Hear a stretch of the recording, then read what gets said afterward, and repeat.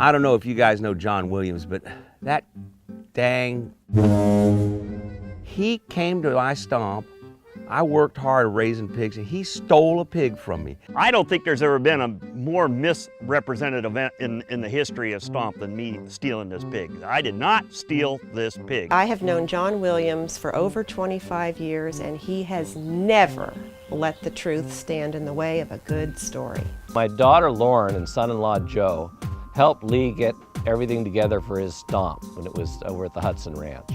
And they had been working all day getting these wonderful organic eggs together, which Lee was going to graciously give to all the guests as party favors.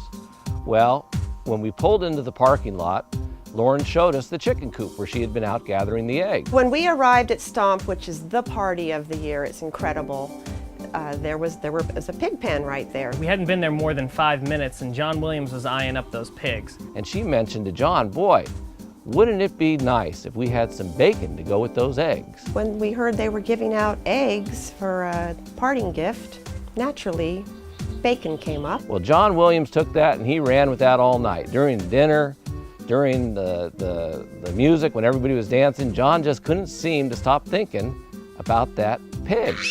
And John went over to Lee Hudson and told him, you know, the eggs, that's a nice party favor, but we'd really like a hog to go with that so we could have some bacon in the morning. And Lee said, well, you know, if I ever went to a party and the host graciously offered eggs and I noticed that he had a pig, I think I'd take one too. We were waiting for the Suburban and pulled up from the valet, and we all started climbing in. Everybody was there except for John. He seemed to have gone missing. And there comes John running down the hill with Lee Hudson's son.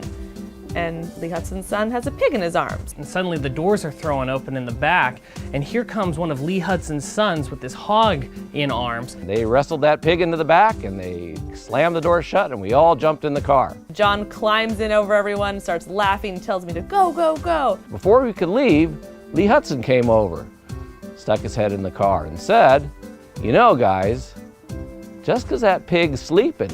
That didn't mean he wasn't pooping. But as we drove off, I couldn't help but see Lee in the rearview mirror just laughing. It was the most disgusting ride I have ever been on.